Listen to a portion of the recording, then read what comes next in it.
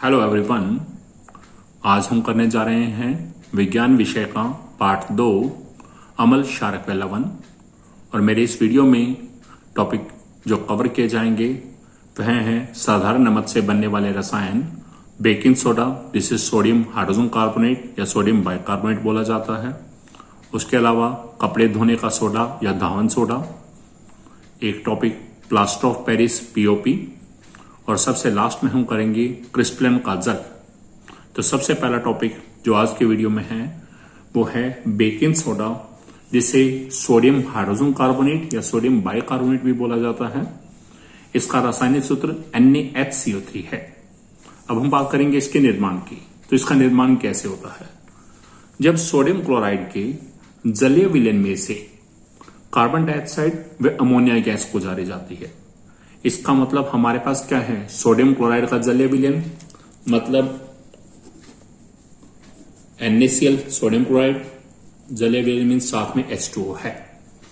जब इसमें से कार्बन डाइऑक्साइड गैस और अमोनिया गैस गुजारते हैं, कार्बन डाइऑक्साइड का रासायनिक सूत्र CO2 है और अमोनिया का रासायनिक सूत्र NH3 है। जब सोडियम क्लोराइड के जलीय विलयन में से कार्बन डाइऑक्साइड गैस और अमोनिया गैस गुजारी जाती है, तब सोडियम हाइड्रोजन कार्बोनेट या सोडियम बाइकार्बोनेट या बेकिंग सोडा का निर्माण होता है। ये तीन नाम है हमारे इस टॉपिक के, sodium hydrogen carbonate, sodium bicarbonate या बेकिंग सोडा। अब कैसे होगा आप देखिएगा, यहां से एक Na होगा, यहां से एक H, ये CO2 इस ऑप्शन से मिल जाएगा, ये बन जाएगा NaHCO3। उसके अलावा ये NH3 हमारे पास बचा है, इधर से एक H बचा है और एक Cl। NH3, H और Cl मिलकर बनाएंगे NH4Cl। अब यदि हम इसके नाम की बात करें तो हमारे पास NaHCO3 है, यह है हमारे पास सोडियम हाइड्रोजन कार्बोनेट, इसी को हम सोडियम बाइकार्बोनेट भी बोलते हैं। और इसका सामान्य नाम हमारे पास है, इसका सामान्य नाम है बेकिंग सोडा। और साथ में बन रहा है NH4Cl। NH4Cl को बोलते हैं हम अमोनियम क्लोराइड। तो इस तरह से सोडियम हाइड्रोजन कार्बोनेट या सोडियम बाइकार्बोनेट या बेकिंग सोडा का निर्माण होता है। ये आप देख सकते हैं, ये मैंने इन सभी के रासायनिक नाम भी लिख दिए हैं। NaCl सोडियम क्लोराइड, H2O जल, CO2 कार्बन डाइऑक्साइड और साथ में NH3 अमोनिया गैस। और बनने वाले दो पदार्थ NaHCO3 और NH4Cl। NaHCO3 को सोडियम हाइड्रोजन कार्बोनेट या सोडियम बाइकार्बोनेट बोलते हैं, जिसे बेकिंग सोडा कहा जाता है, और NH4Cl अमोनियम क्लोराइड। अब आता है सोडियम हाइड्रोजन कार्बोनेट या सोडियम बाइकार्बोनेट या बेकिंग सोडा के रासायनिक गुण। यह एक दुर्बल असंक्षारक क्षारकीय लवण है। क्षारकीय लवण मीन NaHCO3 जो हमारे पास सोडियम हाइड्रोजन कार्बोनेट बना है, इसकी pH क्या है? 7 से अधिक है, इसलिए है क्षारकीय है। असंक्षारक, असंक्षारक का मतलब क्या है? यह संक्षारण नहीं करता, अर्थात यह हमारे पास धातु के संपर्क में आने पर उसे खराब नहीं करता। और यह एक दुर्बल लवण है। दुर्बल मीन इसके अंदर हम यदि बात करके चलें तो यहां पर इससे उत्पन्न होने वाले आयनों की मात्रा कम होती है। इसकी pH 7 से अधिक होती है।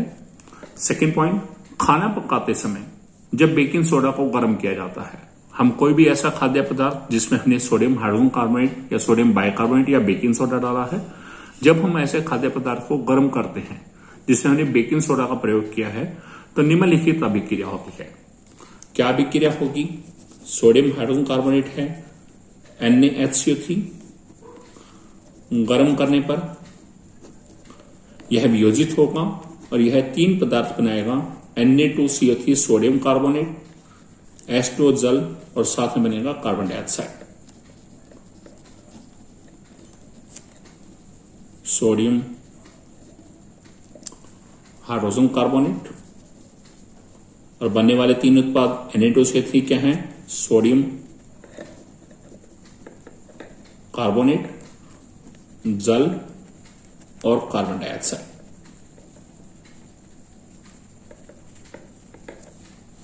यह 3 पदार्थ यहां पर बनते हैं किसी भी ऐसे खाद्य पदार्थ को गर्म करने पर जिसमें हमने बेकिंग सोडा का प्रयोग किया है। अब हम करते हैं सोडियम हाइड्रोजन कार्बोनेट या सोडियम बाइकार्बोनेट या बेकिंग सोडा के उपयोग। सबसे पहला उपयोग है बेकिंग पाउडर बनाने में। बहुत कंफ्यूजिंग रहता है, कई बच्चे बेकिंग सोडा और बेकिंग पाउडर इन दोनों में अंतर नहीं बता पाते। वो दोनों का ही रासायनिक सूत्र NaHCO3 कहते हैं, जबकि NaHCO3 सिर्फ बेकिंग सोडा का रासायनिक सूत्र है, बेकिंग पाउडर का रासायनिक सूत्र NaHCO3 नहीं है। बेकिंग पाउडर बनाने में तो बेकिंग पाउडर होता क्या है, यह 2 पदार्थों का मिश्रण है। एक तो हमारे पास बेकिंग सोडा और उसके साथ एक दूसरा एक अम्ल है टार्टरिक अम्ल। तो यह बेकिंग सोडा तथा टार्टरिक अम्ल का मिश्रण है बेकिंग पाउडर। दूसरा उपयोग, इसे गर्म करने पर कार्बन डाइऑक्साइड गैस के निर्माण के कारण पाव रोटी या केक में खमीर उठ जाता है तथा इससे मुलायम और स्पंजी हो जाती है। अभी हमने किया कि जब भी किसी खाद्य पदार्थ जिसमें सोडियम हाइड्रोजन कार्बोनेट या सोडियम बाइकार्बोनेट या बेकिंग सोडा का प्रयोग किया है, जब इसे गर्म करते हैं तो वह 3 पदार्थों में टूटता है, सोडियम कार्बोनेट, जल और कार्बन डाइऑक्साइड गैस। तो कार्बन डाइऑक्साइड गैस के निर्माण के कारण पाव रोटी, जिसे डबल रोटी बोलते हैं, या केक, इनमें खमीर उठ जाता है और जिसके कारण वो स्पंजी हो जाती है, मुलायम हो जाती है और फ्लफी हो जाती है। इसका प्रयोग एंटासिड के रूप में भी किया जाता है।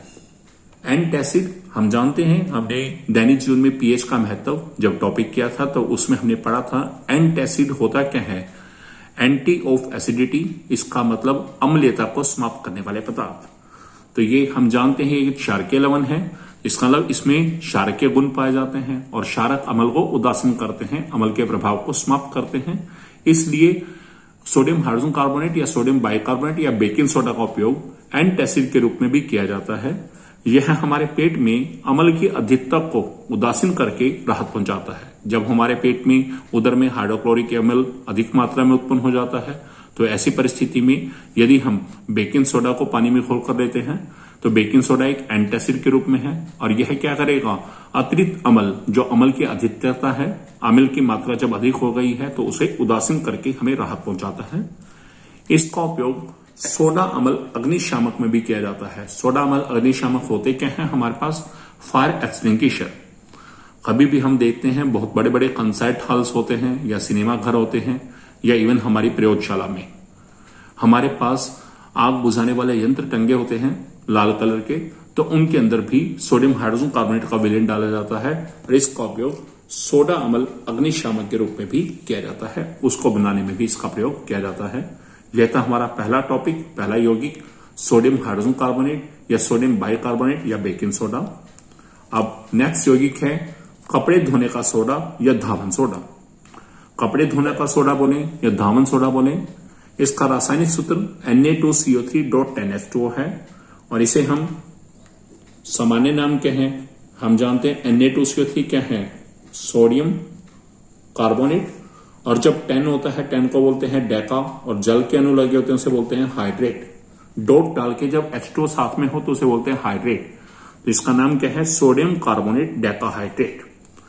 अब इसका निर्माण कैसा होता है, इसका निर्माण सोडियम कार्बोनेट के पुनः क्रिस्टलीकरण से होता है।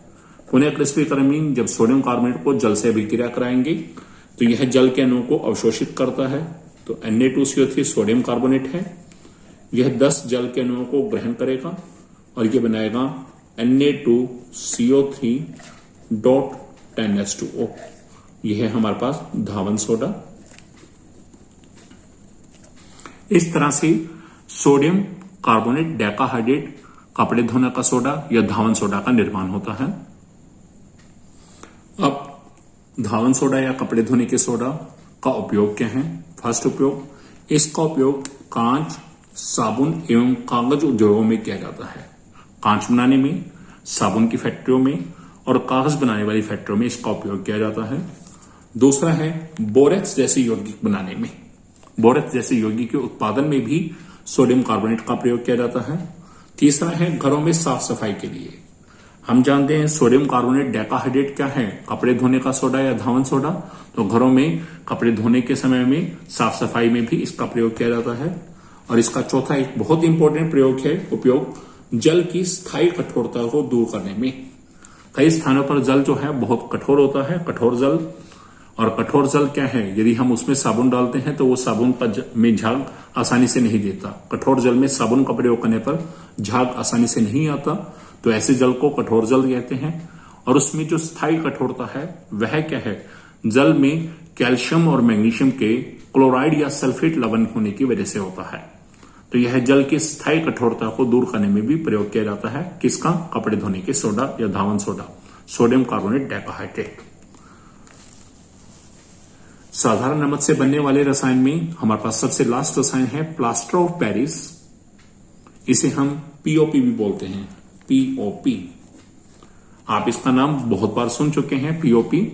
जो हमारे घरों में हम देखते हैं छतों के ऊपर प्लास्टरिंग करने के बाद हम डिजाइन बनवाते हैं तो वो पीओपी के डिजाइन ही होते हैं। इसका रासायनिक नाम कैल्शियम सल्फेट हेमीहाइड्रेट है। कैल्शियम सल्फेट होता है CaSO4, और जब आता है हेमी वर्ड हेमी से आया, hemi mean half, hemisphere mean अर्धगोला, तो हेमीहाइड्रेट हेमी मीन हाफ, 1/2, और हाइड्रेट क्या है, H2O। तो इसका रासायनिक सूत्र क्या है, CaSO4 डॉट हाफ H2O। अब इसका निर्माण कैसे किया जाता है, प्लास्टर ऑफ पेरिस या पीओपी का निर्माण? जब जिप्सम क्या है, कैल्शियम सल्फेट डाइहाइड्रेट को 373 केल्विन पर गर्म किया जाता है, तब यह जल के अणुओं को त्याग करके प्लास्टर ऑफ पेरिस का निर्माण करता है, पीओपी बनाता है।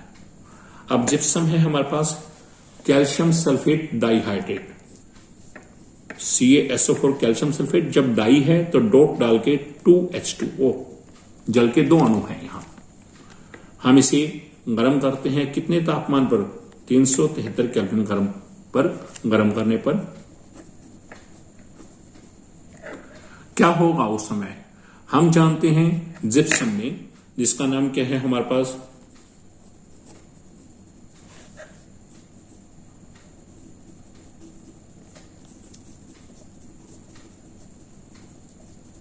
कैल्शियम सल्फेट डाइहाइड्रेट, जिसे जिप्सम बोल रहे हैं। हम देखते हैं कि जिप्सम में जल के 2 अणु हैं। इन 2 अणुओं में से एक 3/2 अणु जल के, यानी कि 1 से ही 1/2 या 1.5 जल के अणु बाहर निकल जाते हैं 3/2 H2O गर्म करने पर, और बाकी क्या बचता है, आधा H2O का अणु, यानी कि CaSO4 डॉट हाफ H2O बच जाता है। इसे हम क्या बोलते हैं, कैल्शियम सल्फेट हेमी हाइड्रेट, और इसी का दूसरा नाम क्या है, प्लास्टर ऑफ पेरिस, और इसे हम पीओपी भी बोलते हैं। तो इस तरह से जिप्सम को, जब जिप्सम के अणु को 373 केल्विन तापमान पर गर्म किया जाता है तो वह जल के अणुओं का त्याग करता है। उसमें से 1.5 जल के अणु, 1 से 1/2 यानी कि 3/2 जल के अणु बाहर निकल जाते हैं, और सिर्फ आधा जल का अणु उसके साथ जुड़ा रहता है, CaSO4 डॉट हाफ H2O, और इसे कैल्शियम सल्फेट हेमीहाइड्रेट या प्लास्टर ऑफ पेरिस या पीओपी कहा जाता है। इस प्रकार पीओपी का निर्माण होता है। अब है पीओपी के रासायनिक गुण। पीओपी आप देखते हैं, जब भी हम घरों में छतों पर डिजाइन बनवाने के लिए हम पीओपी लेकर आते हैं, तो जैसे ही पीओपी के पैकेट को खोला जाता है तो हम देखते हैं सफेद रंग का या हल्का सा क्रीमिश कलर का, क्रीम रंग जैसा एक चूर्ण जैसा पदार्थ होता है, पाउडर पदार्थ होता है, वही हमारा पीओपी है। यह एक सफेद चूर्ण जैसा पदार्थ है जो जल मिलाने पर पुनः एक कठोर पदार्थ जिप्सम का निर्माण करता है। तो होगा क्या, हमने लिया POP CaSO4 dot half H2O, जब हम उसे जल मिलाते हैं, उसे किसी बाल्टी में या टब में लेकर उसमें जल मिलाते हैं, तो ये जल के अणुओं को ग्रहण करेगा, 3/2 H2O को ग्रहण करेगा, और उस समय ये वापिस एक कठोर पदार्थ CaSO4.2H2O, इसका मतलब जिप्सम का निर्माण करता है। तो जो प्लास्टर ऑफ पेरिस है वह बनता भी किससे है, जिप्सम से। उस समय जब जिप्सम से बना तो जिप्सम को गर्म किया तो जल के अणुओं का त्याग होता है, पीओपी का निर्माण। और पीओपी में जब हम वापस जल के अणु डालते हैं, यानी कि जल में मिलाते हैं पीओपी को, तो दोबारा यह जिप्सम का निर्माण कर देता है। अब इसका उपयोग, पीओपी, इसका उपयोग चिकित्सक द्वारा टूटी हुई हड्डियों को सही जगह पर स्थिर रखने के लिए किया जाता है। हम जानते हैं जब भी कहीं किसी दुर्घटना के समय हमारी कोई हड्डी टूट जाती है या किसी भी समय कभी हमारे को गिरने की वजह से या किसी और खेल के अंदर हमारी कोई हड्डी टूट जाती है, फ्रैक्चर हो जाता है, तो उस समय हम डॉक्टर के पास आते हैं तो डॉक्टर प्लास्टर चढ़ाता है। तो प्लास्टर किसकी वजह से, प्लास्टर किस चीज का बना है, वो पीओपी का ही बना होता है। तो इसका उपयोग चिकित्सक द्वारा टूटी हुई हड्डियों को सही जगह पर स्थिर रखने के लिए किया जाता है। दूसरा इसका उपयोग खिलौने बनाने व सजावट का सामान बनाने में। आजकल बहुत से खिलौने, मूर्तियां, स्टैचूज और जो है हमारे पास कुछ टॉयज हैं, इवन सजावट का सामान हमारे घरों के अंदर झूमर हैं, लड़ियां वगैरह हैं, वो भी कई बार पीओपी से बनाई जाती हैं। इसका उपयोग सतह को चिकना बनाने में भी प्रयोग किया जाता है। अब हम छतों पर लेंटर खोलते हैं, प्लास्टर करवाते हैं तो कई जहां से उबड़ खाबड़ होता है, तो ऐसी वजह से हम पीओपी करवाते हैं, पीओपी का लेप कराते हैं और डिजाइन बनाते हैं ताकि हमारी छतें चिकनी दिखाई दें, यानी कि सतह चिकना रहे। तो यह है प्लास्टर ऑफ पेरिस के उपयोग। अब इस चैप्टर का लास्ट टॉपिक है क्रिस्टलन का जल। क्रिस्टलन का जल इसे इंग्लिश में बोलते हैं water of crystallisation. Water of crystallisation है क्या कि किसी यौगिक के साथ या किसी लवण के साथ जल के जितने अणु जुड़े हैं, किसी लवण के एक सूत्र इकाई के साथ जल के जितने अणु जुड़े हैं उसे हम क्रिस्टलन का जल या वाटर ऑफ क्रिस्टलाइजेशन कहते हैं। तो ध्यान दीजिएगा, किसी दिए हुए लवण के एक सूत्र इकाई में जल के विद्यमान अणुओं की संख्या को क्रिस्टलन का जल कहते हैं। कि कोई लवण है हमारे पास, उसका एक सूत्र इकाई है, यानी कि उसका केवल एक अणु है, तो उसके साथ जल के जितने अणु जुड़े होंगे, डॉट डाल के H2O जितने अणु जुड़े होंगे उन्हें हम क्रिस्टलन का जल कहते हैं। तो किसी दिए गए लवण में के एक सूत्र इकाई में जल के विद्यमान अणुओं की संख्या को क्रिस्टलन का जल या वाटर ऑफ क्रिस्टलाइजेशन कहते हैं। अब इसके उदाहरण करेंगे। अब क्रिस्टलन के जल के उदाहरण, सबसे पहला उदाहरण ले रहे हैं CuSO4.5H2O। CuSO4 हमारे पास है कॉपर सल्फेट, 5 को बोलते हैं पेंटा और H2O साथ लगा है, हम जानते हैं उसे क्या बोलते हैं, हाइड्रेट। तो कॉपर सल्फेट पेंटा हाइड्रेट। तो आप देख रहे हैं यहां पर कॉपर सल्फेट लवण के सामने कुछ नहीं है, यानी कि एक सूत्र इकाई।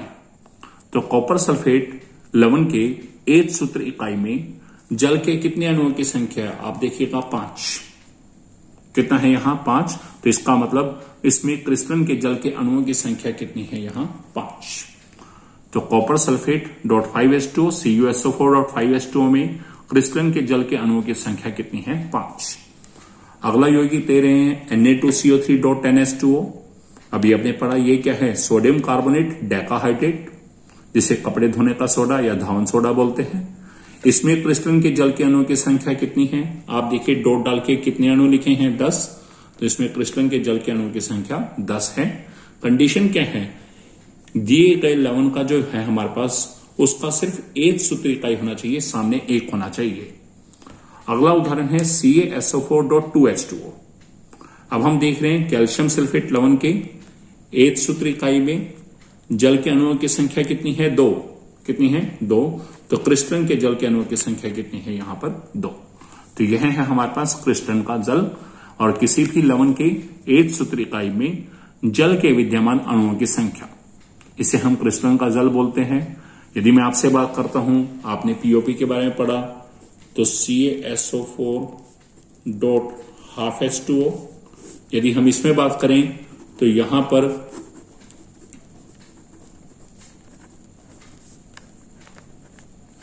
क्रिस्टलन के जल के अणुओं की संख्या कितनी होगी, यहां पर 1/2। इस प्रकार हम किसी भी दिए गए लवण के एक सूत्र इकाई में क्रिस्टलन के जल के अणुओं की संख्या ज्ञात कर सकते हैं।